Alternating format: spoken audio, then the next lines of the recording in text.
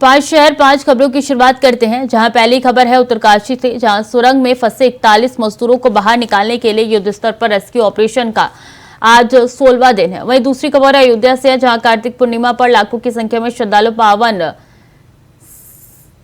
सरयू में स्नान कर रहे हैं। वहीं तीसरी खबर लखनऊ से है, जहां शिक्षक भर्ती के अभ्यर्थियों का आंदोलन अब इको गार्डन के बाहर सड़क तक पहुंच गया है। वहीं चौथी खबर की बात करेंगे, जो कि जालौन से सामने आ रही है, जहां दो पक्षों में विवाद के चलते जमकर मारपीट की गई है, जिसका सीसीटीवी फुटेज भी सामने आया है। पांचवी खबर मुरादाबाद से है, जहां श्वेताब तिवारी हत्याकांड की साजिश रचने वाले ललित कौशिक के खिलाफ पुलिस ने कड़ा एक्शन लिया है, जहां पुलिस ने आरोपी ललित कौशिक की 11 करोड़ रुपए की संपत्ति को कुर्क किया है।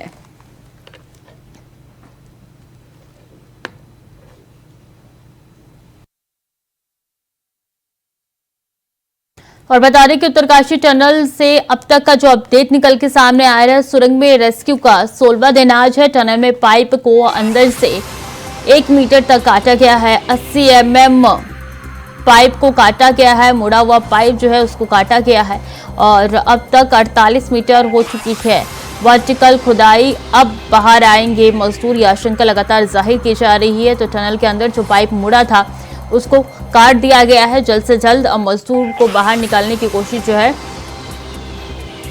वो किया जा रहा है। तो उत्तरकाशी टनल से जुड़ी हुई अपडेट जो है वो आप तक पहुंचा रहे हैं कि लगातार खुदाई जारी है, वर्टिकल ड्रिलिंग की जा रही है, हर प्लान पर अमल किया जा रहा है, कोशिश लगातार जारी है।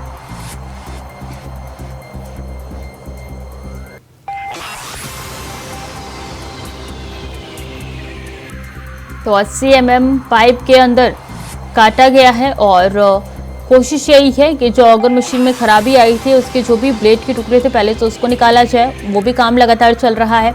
उसके बाद से मैनुअल खुदाई की जाएगी और कोशिश की जाएगी मजदूरों को जल्दी से जल्दी बाहर निकाला जाए।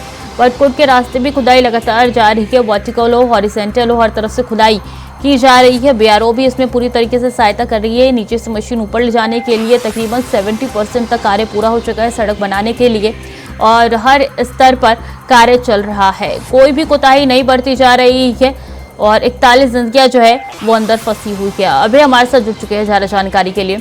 अभी 41 जिंदगियां अंदर फंसी हुई है, लगातार दिन बीत रहे हैं, घंटे बीत रहे हैं, लेकिन कोई सूचना वहां से ऐसी नहीं निकल के सामने आ रही जिससे सब आश्वस्त हो सके।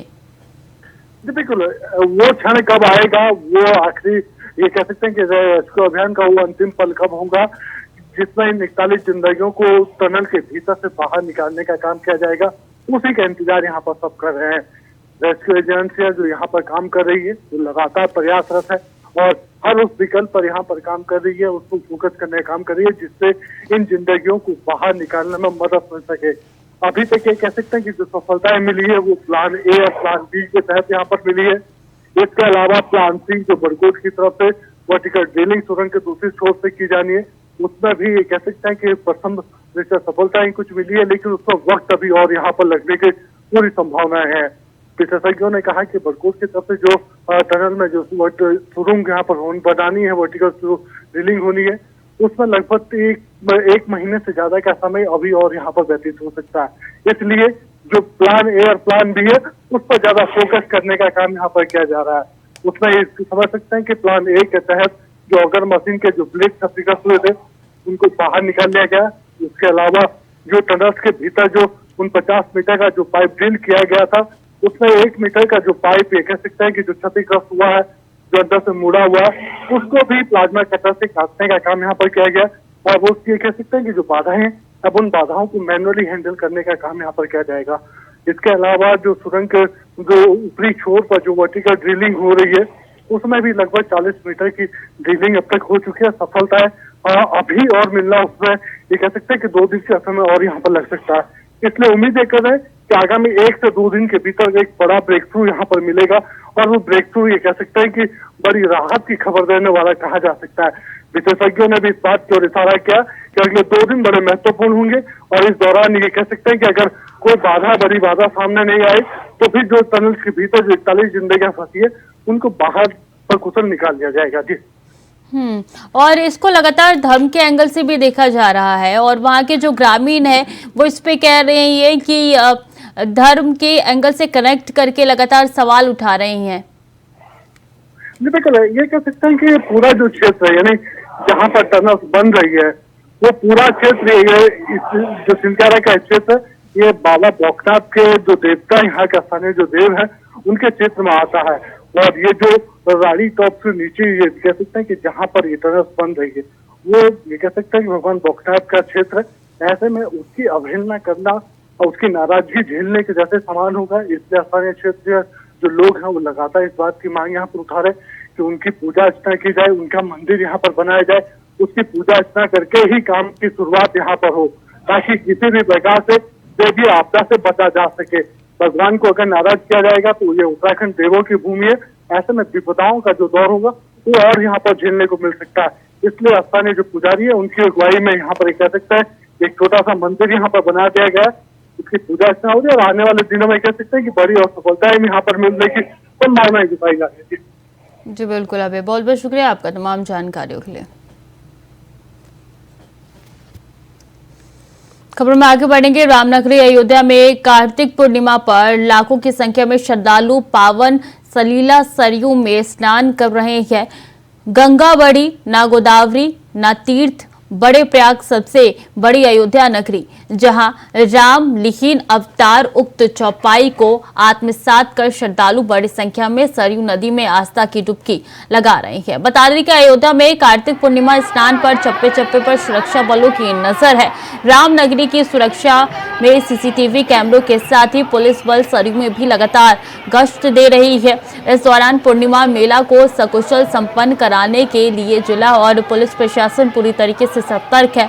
सुरक्षा व्यवस्था को लेकर मेला क्षेत्र को जोन व सेक्टर में बांटा गया है। वहीं घाटों पर जल पुलिस, एसडीआरएफ, बाढ़ राहत फोर्स के साथ एटीएस कमांडो के साथ बड़ी संख्या में पुलिस बल तैनात की गई है।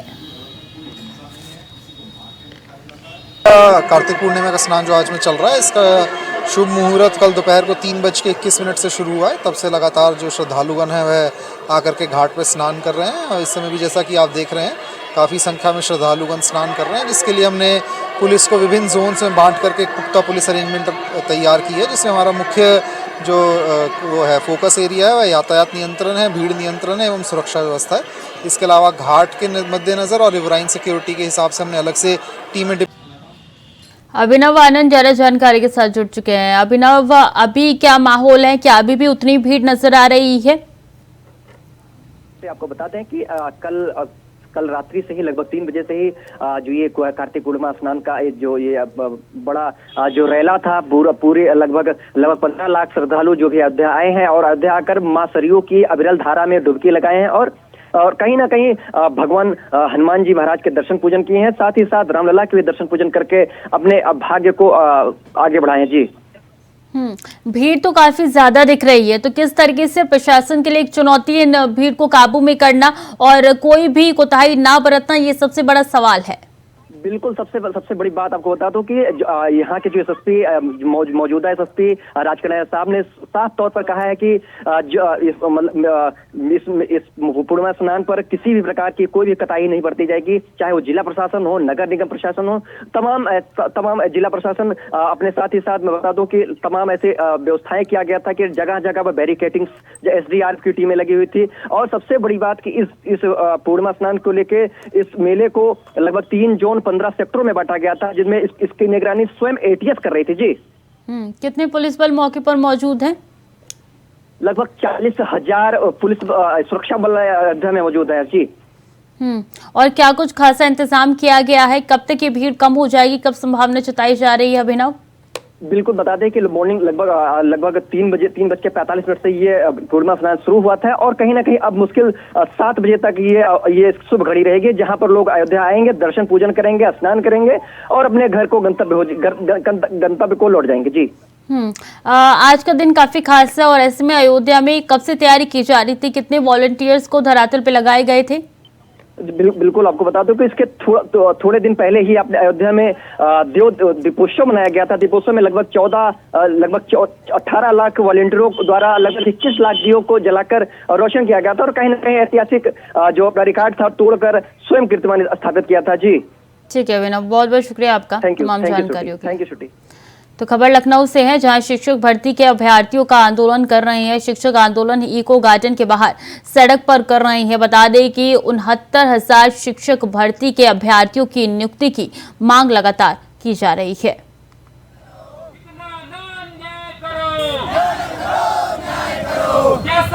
पीएम पाठक ज्यादा जानकारी के साथ जुड़ चुके हैं। पीएम, ये आंदोलन कब से चल रहा है, क्या क्या मांगे हैं? देखिए, लंबे वक्त से ये 69,000 शिक्षकों की भर्ती का ये मामला है। जिसमें वो कह रहे हैं कि सरकार की तरफ से जो रोक लगाई गई है या जो भर्तियां की गई हैं उसमें जो नियम थे उनकी अनदेखी करी गई है और उसको लेकर वो लगातार लंबे समय से मांग कर रहे हैं और कई दिन हो चुके हैं उनकी इस मांग को लेकर। लखनऊ के इको गार्डन में प्रदर्शन चल रहा है और आज ये अभ्यर्थी जो थे वो इको गार्डन से बाहर निकल कर आए, वहां पर आकर वो अपनी मांग को जो है वो तेज कर रहे थे। उनका साफ तौर पर कहना था कि सरकार जो है वो उनकी बातों को माने। ओम प्रकाश राजभर से भी उन्होंने मुलाकात करी और मंत्री ओम प्रकाश राजभर ने उनसे मिलकर कहा भी कि आप हमें एक पत्र के माध्यम से पूरी मामले से अवगत कराइए, हम इस मामले को लेकर मुख्यमंत्री जी से बात करेंगे, सदन के अंदर भी हम आपकी बात को उठाते रहे। तो इस तरीके का उनकी तरफ से जो है वो आश्वासन दिया गया है। लेकिन चूंकि अभ्यर्थी हैं, उनका साफ तौर पर कहना है कि लंबे समय से वो मांग कर रहे हैं, हर स्तर पर जाकर उन्होंने अपनी बात को रखा है, लेकिन कहीं से भी उनकी सुनवाई नहीं है और उसी को लेकर उन्होंने साफ तौर पर अपना जो ये प्रदर्शन है उसको जारी रखा हुआ है और इको गार्डन से निकलकर बाहर की ओर अब वो जो है प्रदर्शन करने के लिए मजबूर है। उनका कहना है कि वहां पर उनकी बात को सुनने वाला कोई भी नहीं है, कोई वहां पर उनकी बातों को ध्यान नहीं दे रहा है। लंबे समय से जिन मांगों को वो रख रहे हैं उन मांगों पर कोई विचार नहीं किया जा रहा है, हर तरीके से उनको इग्नोर किया जा रहा है और कहीं ना कहीं इनको जो चुनाव से पहले आश्वासन मिले थे उन आश्वासनों पर भी कोई कार्य जो है वो नहीं किया जा रहा है। काफी साफ तौर पर इन अभ्यर्थियों के बीच में नाराजगी भी देखने को मिल रही है, मायूसी देखने को मिल रही है और उनका कहना है कि उनको जो उम्मीदें थी सरकार से उनसे बिल्कुल उलट सरकार ने जो है वो कार्य किए हैं और कहीं ना कहीं इस बात से वो काफी जो है वो दुखी हैं। उनका कहना है कि कोई उनकी बात को नहीं सुन रहा है, वो हर स्तर पर जाकर वो प्रदर्शन कर रहे हैं। जब वो कहीं इको गार्डन के बाहर प्रदर्शन करने जाते हैं तो पुलिस उनको पकड़कर इको गार्डन वापस भेज देती है और इको गार्डन में कोई उनकी सुनने वाला नहीं है। तो कहीं ना कहीं ये कह सकते हैं साफ तौर पर एक दर्द है 69,000 शिक्षकों के भर्ती के मामले को लेकर और उनका साफ तौर पर कहना है कि जो मानक थे उनके अनुरूप कार्य नहीं किए गए हैं और कहीं ना कहीं जो न्याय संगत चीजें होनी चाहिए थी वो नहीं की गई हैं। सरकार के अपने पक्ष हालांकि इस मामले को लेकर जरूर रहे हैं, लेकिन अभी देखना होगा कि इस मामले को लेकर आगे सरकार की तरफ से क्या कुछ कार्रवाई की जाती है। जी बिल्कुल, बहुत बहुत शुक्रिया आपका तमाम जानकारियों के लिए। खबर जालौन से है, जहां तो पक्षों में विवाद के चलते जमकर मारपीट के साथ पत्थरबाजी भी हुई है। बता दें कि मारपीट के दौरान एक पक्ष ने दूसरे पक्ष के ऑफिस में घुसकर जमकर तोड़फोड़ करने के साथ ही पत्थरबाजी भी की है, जिसका सीसीटीवी फुटेज सामने आया है, जिसके आधार पर पुलिस ने मामला दर्ज कर आगे की कार्रवाई शुरू कर दी है।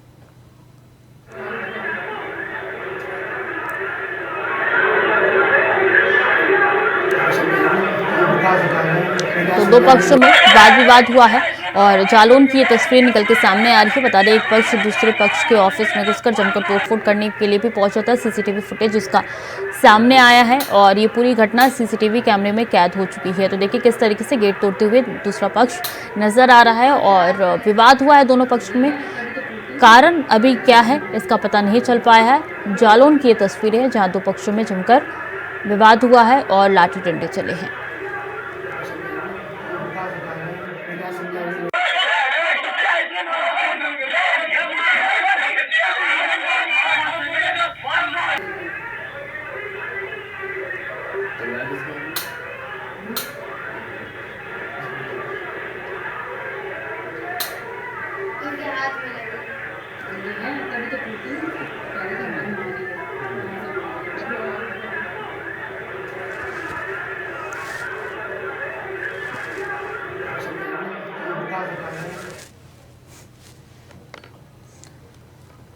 तो फिलहाल के लिए बुलेटिन में इतना ही। खबरें लगातार जारी है, देखते रहे इंडिया वॉइस।